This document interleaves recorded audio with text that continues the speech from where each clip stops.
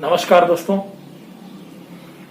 विश्व पर्यावरण दिवस के इस अवसर पर आज आप सब लोगों के बीच में राजस्थान राज्य भारत स्काउट एवं गाइड जिला मुख्यालय नागौर के निर्देशन में स्थानीय संघ परबतसर के द्वारा एक वार्ता का आयोजन हम आपके साथ मिलकर करने जा रहे हैं, जिसमें हम जानेंगे कि पर्यावरण किसे कहते हैं, पर्यावरण प्रदूषण कौन कौन से हैं और इस पर्यावरण को हम और आप मिलकर कैसे बचा सकते हैं। तो मैं आज की वार्ता शुरू करने से पहले पुनः आप सब लोगों का बहुत बहुत अभिनंदन, बहुत बहुत स्वागत करना चाहता हूं आज के सत्र में।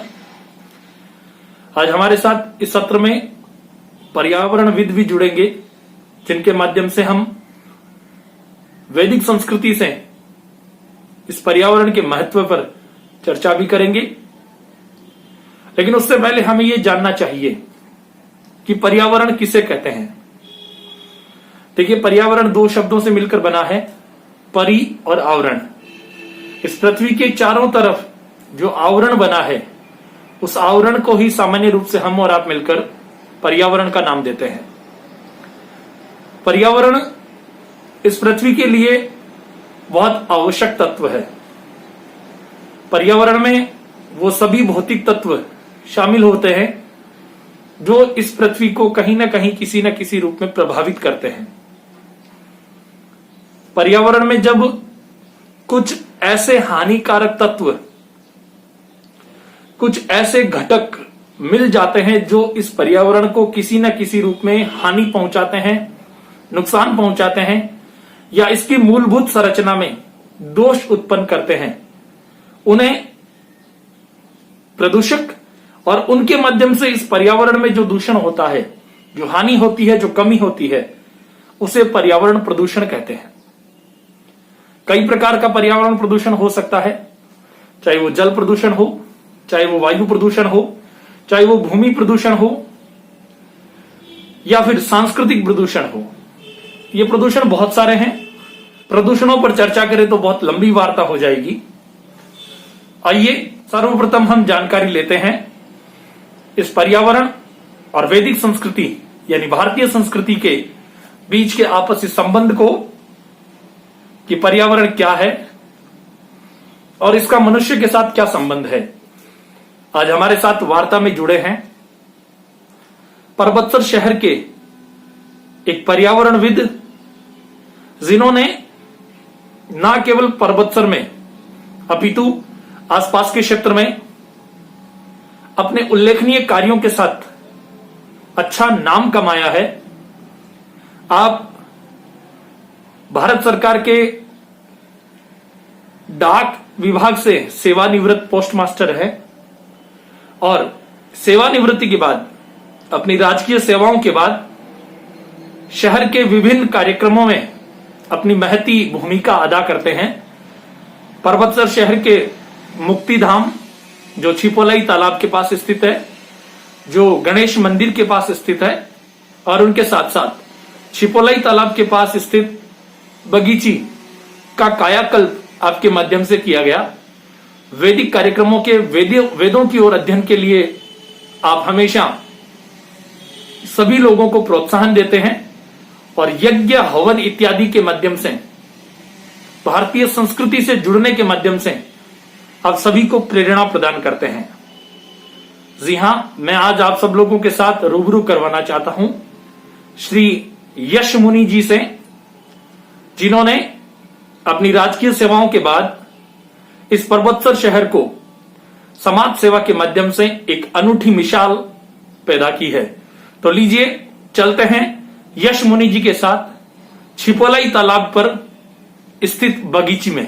पर्यावरण दिवस के ऊपर मैं आपको अपनी बात बताना चाहता हूँ कि इस सृष्टि के निर्माण में केवल 5 तत्व हैं: पृथ्वी, आकाश, अग्नि, वायु और जल। ये पांचों ही तत्व विशुद्ध रहना आवश्यक है, और जब तक ये विशुद्ध रहेंगे, जब तक सृष्टि रहेगी, जब तक प्राणी रहेगा, उसके बाद में अगर इनमें कोई दोष आ जाएगा, प्रदूषण हो जाएगा, तो निश्चित रूप से विभिन्न प्रकार के रोग, विभिन्न प्रकार की बीमारियां फैलेगी, विभिन्न प्रकार के जो है संकट इसे प्राणी जगत पे आते रहेंगे। तो पहला है आकाश। ये सारे जितने तत्व हैं वो सब आकाश के अंदर स्थिर है, पृथ्वी भी, जल और अग्नि और वायु सभी।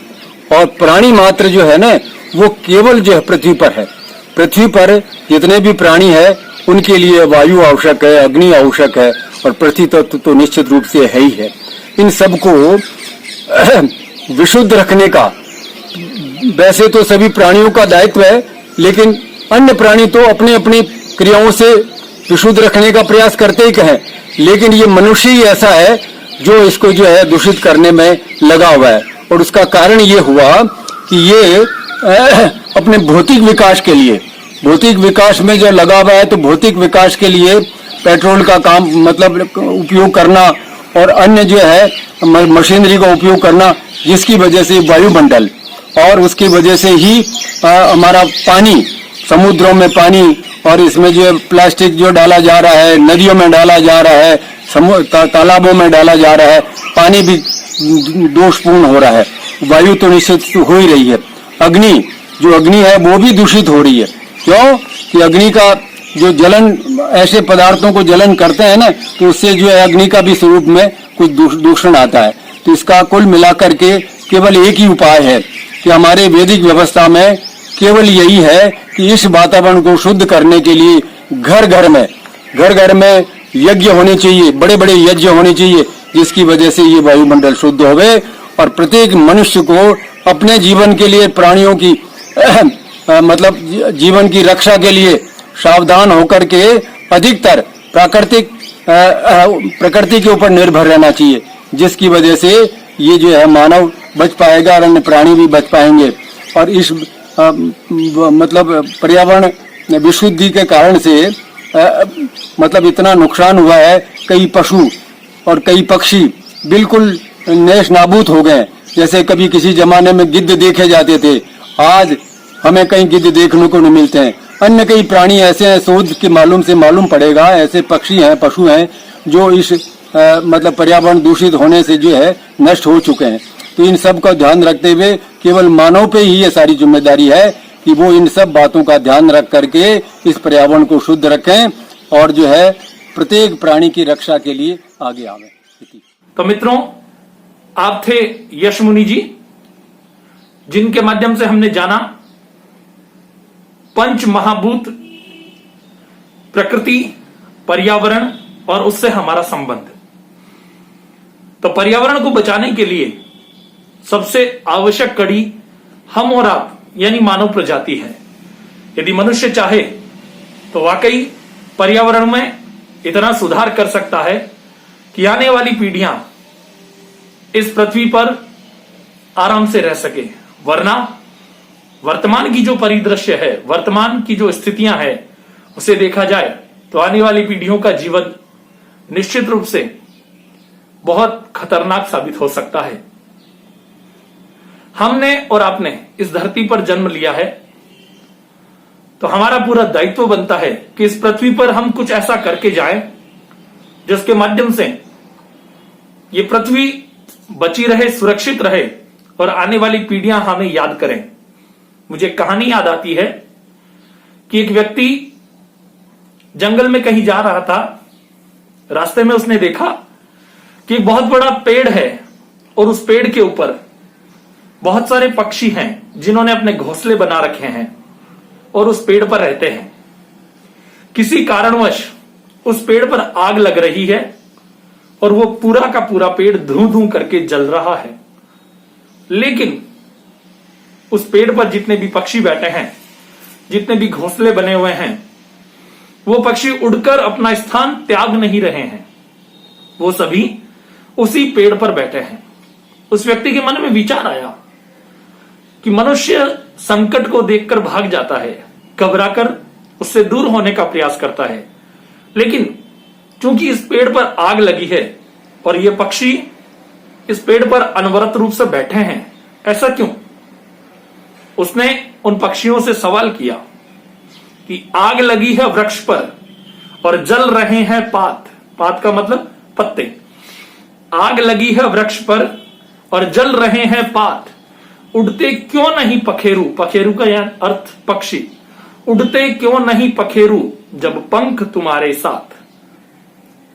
तो उन पक्षियों में से जो उनका नेतृत्व करने वाला मुखिया था, उसने उस व्यक्ति को बड़ा सुंदर जवाब दिया और कहा कि फल खाए हैं इसी वृक्ष के और गंदे किए हैं पात, यही हमारा धर्म है जले इसी के साथ, यही हमारा धर्म है जले इसी के साथ। यानी हमने अपना बचपन से लेकर यौवन से लेकर पूरा जीवन इस पेड़ के साथ गुजारा है, इस पेड़ पर रहकर इस पेड़ से सब कुछ प्राप्त करके हमने अपना जीवन गुजारा है। तो हमारा यह दायित्व बनता है कि इस पेड़ के साथ ही हम जलकर मर जाएं। मित्रों, इस प्रकृति ने, इस पर्यावरण ने, इस धरा ने, इस भूमि ने हमें बहुत कुछ दिया है।